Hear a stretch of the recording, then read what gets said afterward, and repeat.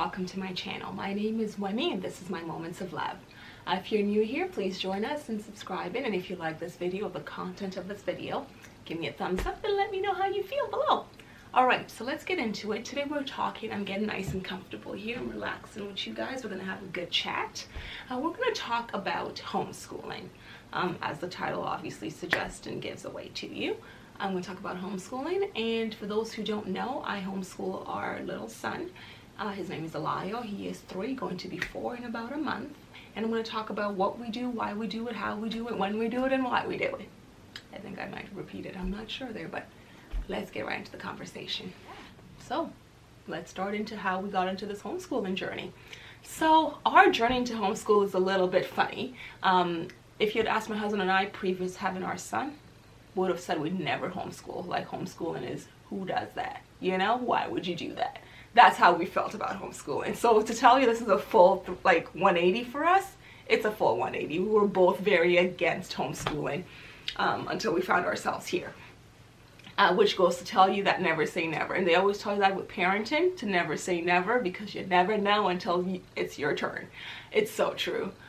So how we found ourselves here was my son was born premature. He was born 6 weeks premature, which for us meant that our town offered us a development consultant. And what that looks like is just someone that essentially follows your child along with you through their development stages and helps you kind of nail those development milestones. And then wherever your child is lacking, they help you with exercises, tips and tricks and stuff to help them along in those areas. That is a service that I think our town does offer generally, but they give kind of first dibs to parents with premature children. So because he was 6 weeks premature, that was offered to us. We said yes, because my husband and I strongly believe in utilizing resources that are available to you. We both truly believe in that very strongly. So we said, absolutely, why not? There's no harm in it. If we find it doesn't work for us, we'll end the service, kind of thing. If it works for us, then we'll keep going with it. So we started using that as soon as he was born. Essentially, they came to our house and got to know us, and it was just one lady that we developed a relationship with.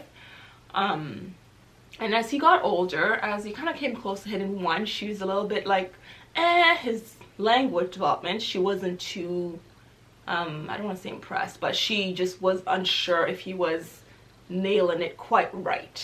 So because she didn't want it to kind of fall behind, she said, you know what, guys, how would you feel about me sending you guys to a speech pathologist for just an early assessment? So we said, sure, whatever, doesn't hurt, we'll do it. We went ahead and we did it. At the first assessment, the speech pathologist essentially gave us tips and tricks. This was her first time meeting him, so she didn't want to be like, your son sucks.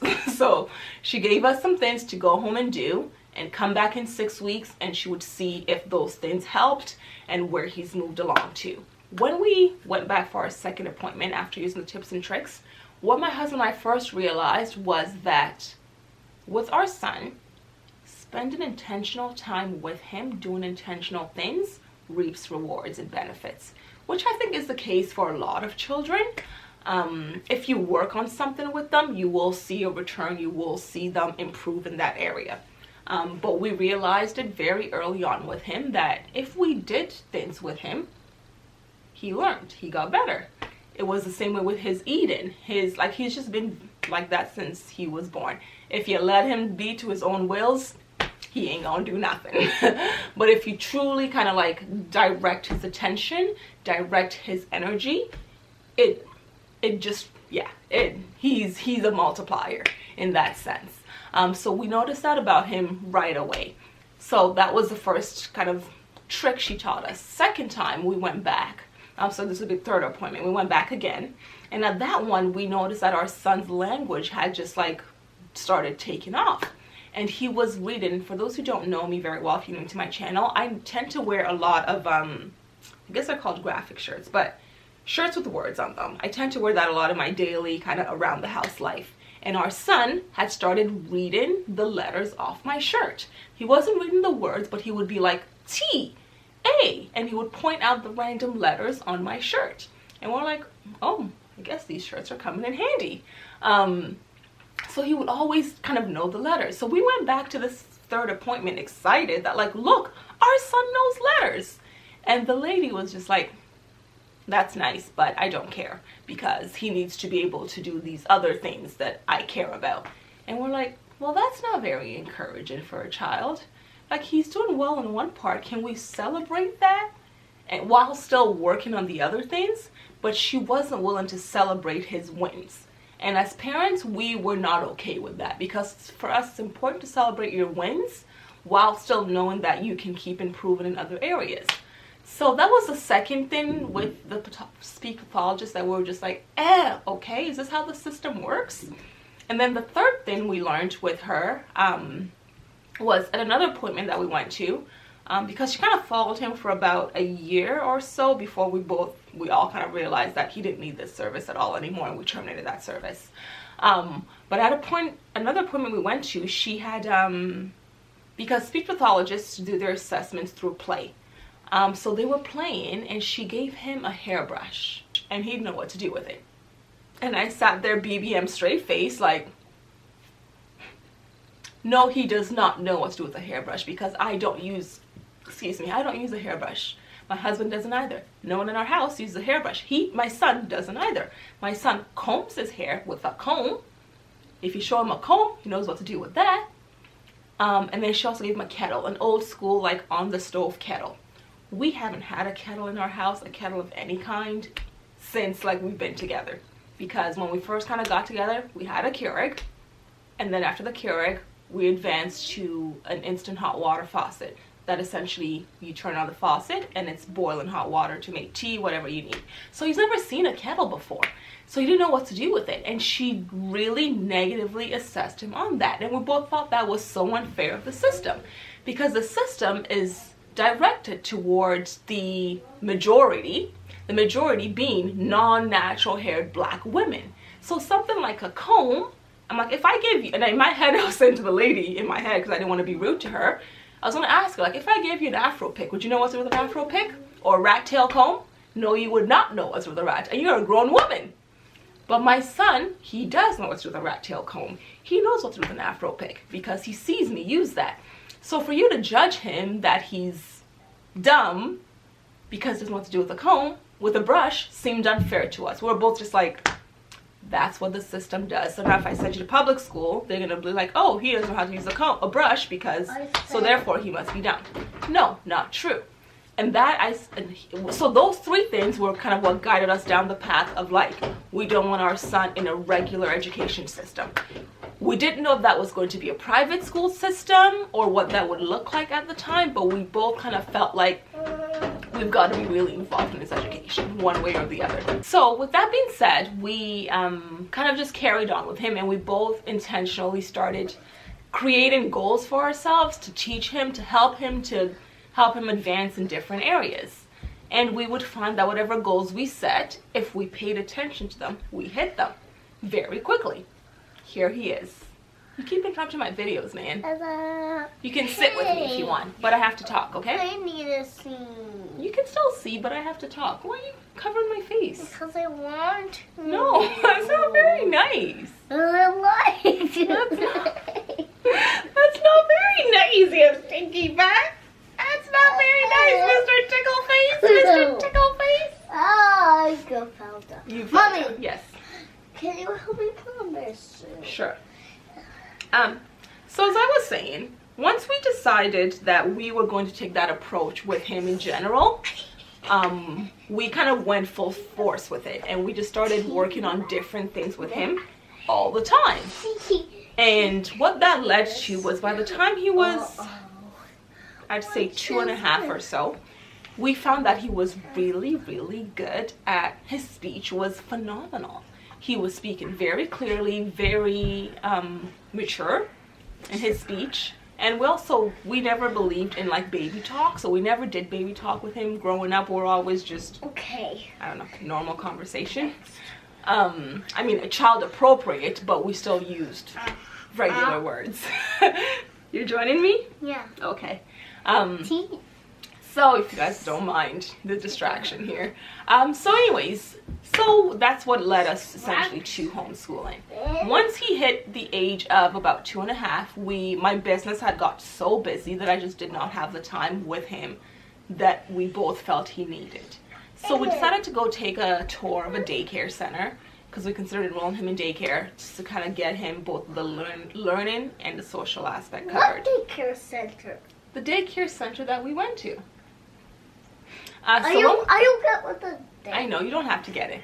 So when we did this daycare tour, what we realized was at the daycare, they were like, oh, you know, in his age right now, we're teaching the kids their alphabets. And both my husband and I were just like, he learned that a year ago, literally a year ago. Like, he's known his alphabet since he was 1.5 years. Okay. So that was the first like big red flag for us was, okay, if we sent him here, he's already past this point. At that point, he was reading, what are the name of the words we learned on our cards? What are they called? I don't know. Remember the words on the cards that we read? What are they called? I don't know. Sentence? No. The words for bingo. What are those words called? Because I can't remember right now. Sight words? Sight words. Thank you. Sight words. Okay, so at that point, he was already starting to know sight words. So we're just like, well, why would we send you here if you're able to recognize all your alphabets and we would play games with him? Like, we would say a word, shh. We would say a word and we would say what letter does this word sound with. And that's just always been us. Like while driving with him, we'd play kind of games like that in the car with him. So he was way ahead of these other children. And like, that's fine. But for our son, we're just like, well, why would we pay for you to go somewhere that can't stimulate you the right way? So at that point, I made the decision for myself and for him to kind of dial back my business a little bit so I could have time to spend with him during the day and then start working at night instead of during the day. So once I started doing that, we kind of found our way leaning more towards homeschooling. It took some convincing with my husband because he was much more against it than I was. I think for me, just being his mom, I kind of saw the need for him to be homeschooled a little bit more. I took that over my dislike of homeschool. That was more important to me. For my husband, it took some convincing. So then I spent the summer of, I guess it would have been the summer of him right after he turned 3. I spent that summer watching tons and tons and tons of YouTube video, scouring the internet for articles, resources of how to homeschool. And I joined Facebook groups, local Facebook groups. I asked tons of questions. I wanted as much info as I could find on this homeschooling thing, to debunk all my theories essentially and all my fake thoughts on it. So once we did that, my husband required that I put together essentially a curriculum for him because he didn't truly buy into it. And he was just like, well, why wouldn't you send him to school? And I said, because why are we going to play trial and error on him in that way? Because my thought was like, if we send him to school, by the time we realize that he's not where he should be, they've already undone our work. Versus at home, we know the ratio at home will always be to his advantage. The ratio at home will never match the ratio at school. That's just facts. Like, no one can dispute that fact. That ratio, like, you'll never have 1-to-1. No matter how big, how great of a private school you go, how much you pay, you don't get a 1-to-1 care unless you are 1-to-1. Yes, love. At the end, by August, I'd say, I had put together a curriculum based on all of my research for my husband to kind of put his mind at ease that I wasn't just haphazardly going into this, that I truly, thought this through. I prayed on it for a very long time because you don't want to make the wrong decision with your child, especially like in our case, he's an only child right now, and we don't want to mess that up. You know what I mean? So I prayed on it for a very long time. I talked to friends, and I felt convicted in my heart that it was the right choice for us. So it was just a matter of getting my husband on board. So I got my husband on board eventually with my plan. I gave him a year plan of what I want to see by the end of the year, what I'm going to do with him, and where we're going to be in a year's time. Husband said, all right, let's go for it. Because our thought was, let's do a trial year before he officially gets to school age, which in Ontario is 4. Shh. In Ontario, school age is 4 years old. So we said, let's do a trial year before he hits 4. If the trial year goes well, we go on with homeschool. And if it doesn't, then I have to accept defeat and put him into regular school system. Thankfully, our trial year so far has been excellent. It's been amazing. We just hit 100 days of homeschool just 2 or 3 days ago. We went to the Science Center to celebrate. He had an amazing time.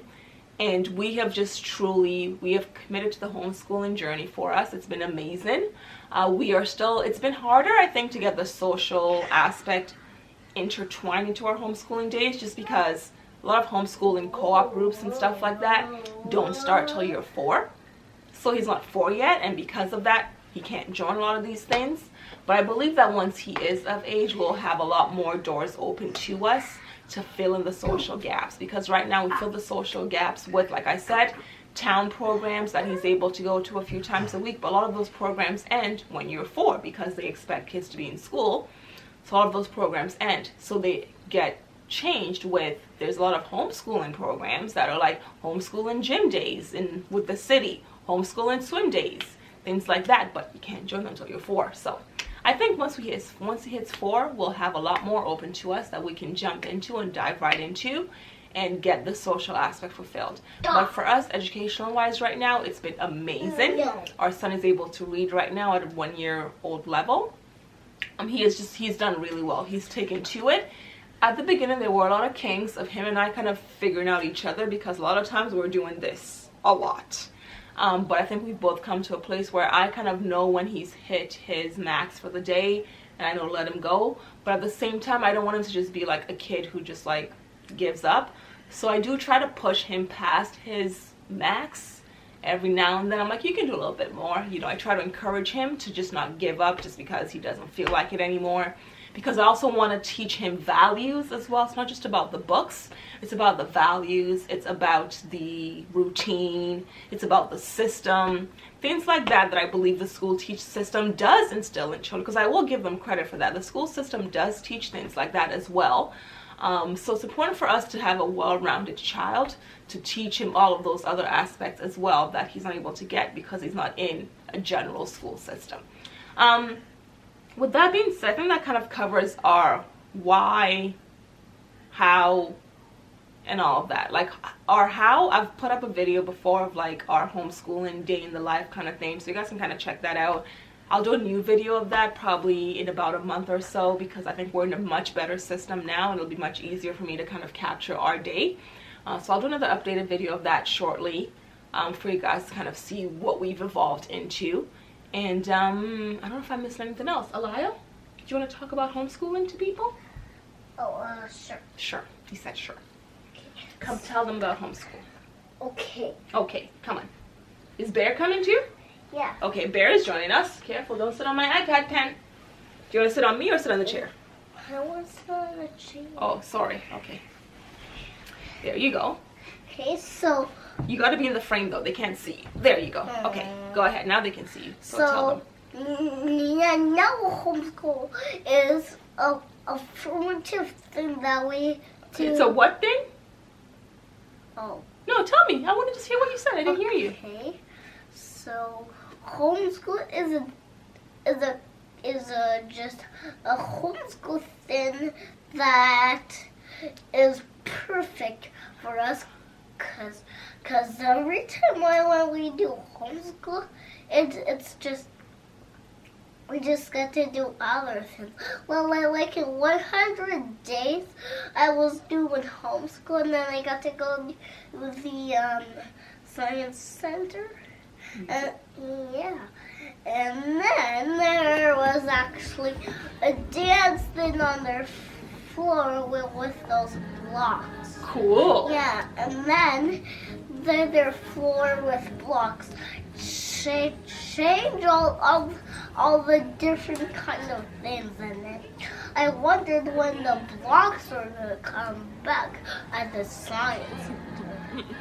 Yeah, and like that was like a perfect everything at the science center, and every time I go to the science center, I just feel very, very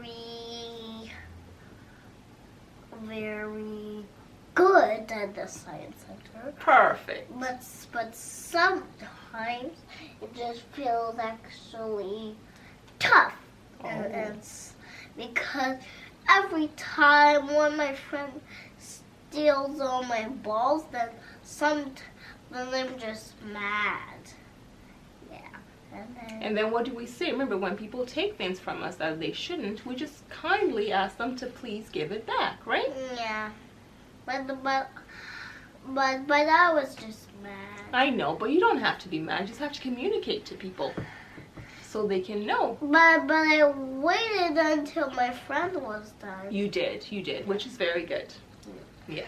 So sometimes, every time there was a very tall cave in there, and it didn't have another way for us to go straight in the cave. Wish you guys could see the hands right now. He's a hand talker like his mom, and he's super cute. Yeah, and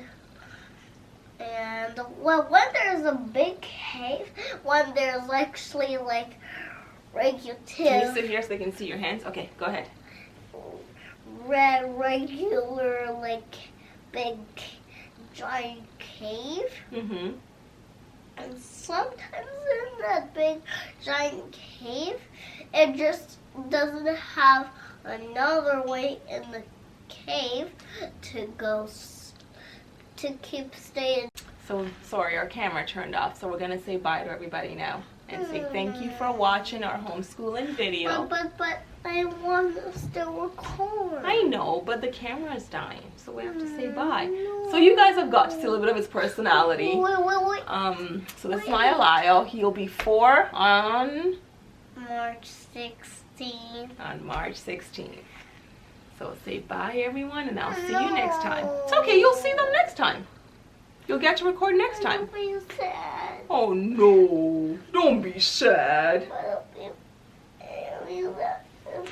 If I don't record. Oh, it's okay. I love you. I love you. I'm sad. He's got a little bit of a cold. If I missed anything, please feel free to ask questions. I would love to do another video because I don't think I covered everything in this video. I just didn't want it to be like a 45-minute video again because I keep doing that. So I'm going to say goodbye now. Thank you so much for watching. I will catch you guys next time. I appreciate your love and support. Leave your comments below if you like this video. Let me know. Thumbs up. If you're like me, that's very much against homeschooling and maybe you've changed your mind or at some point, I'd love to hear your journey into changing your mind as well. All right. With that being said, again, thank you for watching. Have a blessed day. Bye. Hey, bud. I'm recording. But Mommy. Yes? There's something purple that I'm trying to reach in my very top shelf. What is it? It's something that like a balloon hand that Dr. Cole got me. A balloon hand that Dr. Cole got you? Yeah. Give me a smile. That's not a real smile. Give me a real smile. No, that's a fake smile. Can I get a tickle? No. Yeah. No.